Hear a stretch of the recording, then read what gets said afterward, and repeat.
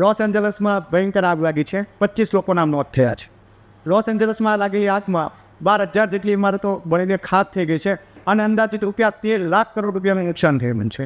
આગ એટલી ભયંકર છે કે હોલિવૂડના દિગ્ગજ કલાકારો સ્ટીવન સ્પીલબર્ગ જેવા કલાકારોના ઘર પણ સળગી ચૂક્યા છે. ફાયર બ્રિગેડ ઘટના સ્થળે છે. છેલ્લા 24 કલાકથી આગ બુઝાવવાના પ્રયત્નો કરી રહ્યા છે, પણ આગ બુઝાઈ શકી નથી. ન્યૂઝ એજન્સી એપીની જાણકારી મુજબ આશરે 90,000 લોકોને સ્થળ છોડવાની ચેતવણી આપવામાં આવી છે.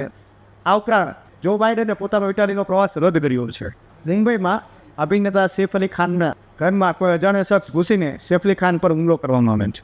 જાણકારી મુજબ રાત્રે 2:30 વાગ્યે કોઈ અજાણ્યો શખ્સ સૈફ અલી ખાનના ખાસ સ્થિત ઘરમાં ઘૂસીને સૈફ અલી ખાન ઉપર 6 જેટલા ગંભીર ચપ્પુના ઘા મારવામાં આવ્યા છે.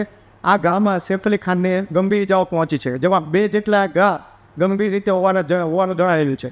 ત્યારબાદ સૈફ અલી ખાનને લીલાવતી હોસ્પિટલમાં ખસેડવામાં આવ્યો છે. ડૉક્ટરોએ 30 મિનિટમાં એમની સફળ સર્જરી કરી છે અને સર્જરી બાદ હાલ સૈફ અલી ખાનની હાલત સ્થિર હોવાનું જણાવાઈ રહ્યું છે. દેવેન્દ્ર ફડણવીસે મુંબઈ સુરક્ષિત છે એવું નિવેદન આપ્યું છે, જેમાં કોઈપણ પ્રકારની અસુરક્ષિતતા મુંબઈમાં અનુભવાઈ નથી રહી એવી જાણકારી આપી છે. આ સમગ્ર ચર્ચાને અંતે ડૉક્ટરોની ટીમ હાલ પણ સૈફ અલી ખાનની હેલ્થ ઉપર ધ્યાન આપી રહી છે અને આગળ તેમના જે આરોપી છે એમને પકડવાના ચક્રો ગતિમાન કરવામાં આવ્યા છે. કેન્દ્રીય ગૃહમંત્રી અમિત શાહ આજે વડનગરની મુલાકાતે. કેન્દ્રીય ગૃહમંત્રી અમિત શાહે આજે મોદીજીના વતન વડનગરની મુલાકાત લીધી હતી, જેમાં તેમણે 298 કરોડના ખર્ચે આર્કોલોજીકલ પાર્કનું ઉદ્ઘાટન કર્યું હતું. આ ઉપરાંત અન્ય એક મ્યુઝિયમનું પણ ઉદ્ઘાટન તેમના દ્વારા કરવામાં આવ્યું હતું. અમિત શાહજીએ નરેન્દ્ર મોદીની પ્રશંસા કરતાં જણાવ્યું હતું કે મોદીજીએ રાજકારણને બાજુમાં રાખીને સમગ્ર સમાજના લોકો માટે, સમગ્ર વર્ગના લોકો માટે વિકાસની વાત કરી હતી. આ ઉપરાંત અમિત શાહજીએ એ પણ કહ્યું હતું કે ભાજપ ફક્ત ને ફક્ત વિકાસની રાજનીતિ કરે છે, અન્ય પક્ષોની જેમ વોટ બેંકની રાજનીતિ કરતી નથી.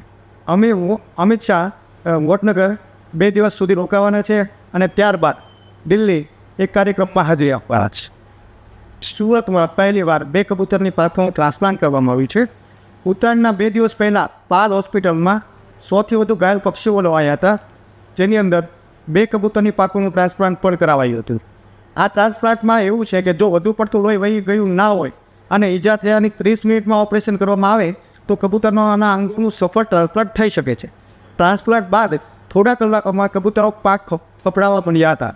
તબીબોએ આ ટ્રાન્સપ્લાન્ટ 30 મિનિટની સમયાવધિમાં કરી દીધું હતું. સમગ્ર દક્ષિણ ગુજરાતની આ પહેલી ઘટના હોવાનું મનાય છે. આ પહેલાં ક્યારેય પણ આ સફળ સર્જરી થઈ નથી, જેથી 2 કબૂતરો મૃત્યુ પામ્યા હતા. તેમની પાંખોનું ટ્રાન્સપ્લાન્ટ અન્ય કબૂતરની પાંખોમાં કરવામાં આવ્યું. કંગના રનૌતની ફિલ્મ ઇમરજન્સી પર બાંગ્લાદેશમાં પ્રતિબંધ મૂકવામાં આવ્યો છે. કંગના રનૌતની ફિલ્મ રિલીઝ થઈ ત્યારથી જ વિવાદોનો અંત આવી નથી રહ્યો. ભારત અને બાંગ્લાદેશના વર્તમાન તણાવપૂર્ણ સંબંધો જોતા ફિલ્મ ઇમરજન્સી ઉપર બાંગ્લાદેશમાં રોક લગાવવામાં આવી છે. 17 જાન્યુઆરીએ આ ફિલ્મ રિલીઝ કરવામાં આવવાની હતી, પણ બાંગ્લાદેશમાં આ કટોકટીને લીધે અને રાજકીય અસ્થિરતાને લીધે આ ફિલ્મ રજૂ થઈ શકી નથી. આ ફિલ્મમાં સ્વાતંત્ર્ય સેનાની અને પ્રથમ રાષ્ટ્રપતિ શેખ મુઝફ્ફર રહેમાનની હત્યાના દ્રશ્યો બતાવવામાં આવ્યા છે. આ દ્રશ્યોને જોતાં ક્યાંક ને ક્યાંક વિવાદ ઊભો થઈ રહ્યો છે, જેને કારણે બાંગ્લાદેશમાં આ ફિલ્મનું સ્ક્રીનિંગ અટકાવવામાં આવ્યું છે. રાજકોટમાં ગઈકાલે યોજાયેલી વન ડે મેચમાં ભારતની ભવ્ય જીત થઈ છે અને સ્મૃતિ મંદાતાની ફાસ્ટેસ્ટ સદી નોંધવામાં આવી છે. ટીમ ઇન્ડિયાની મહિલા શક્તિએ વન ડેમાં એ કરી બતાવ્યું કે જે પુરુષો પણ ના કરી શક્યા. મહિલા ટીમે વન ડેમાં પહેલી વાર 400થી વધુ રનનો વિશાળ સ્કોર ઊભો કર્યો છે. મંદાતાએ 70 બોલમાં સદી પૂરી કરી ઇતિહાસ રચી દીધો છે. ટીમ ઇન્ડિયાએ સૌપ્રથમ મેચની શરૂઆતમાં ટોસ જીતીને બેટિંગ કરવાનો નિર્ણય લીધો હતો અને 435 જેટલા રનનો વિશાળ સ્કોર ઊભો કરી દીધો હતો. સ્મૃતિ મંદાતા અને પ્રતિકા વચ્ચે રેકોર્ડ તોડ 233 રનની ભાગીદારી નોંધવામાં આવી હતી. આ અગાઉ ન્યૂઝીલેન્ડની મહિલા ટીમ દ્વારા 491 રનની રેકોર્ડ તોડ ભાગીદારી કરવામાં હતી, જે પ્રથમ ક્રમાંકે છે, અને ત્યારબાદ ભારતની મહિલા ટીમ દ્વારા 233 રનની ભાગીદારી કરવામાં આવી છે અને 435 રનનો જે વિશાળ સ્કોર ખડો કરવામાં આવ્યો છે તે બીજા નંબરે નોંધવામાં આવેલો છે. ગુજરાતમાં કાતિલ ઠંડીનો બીજો રાઉન્ડ બાકી.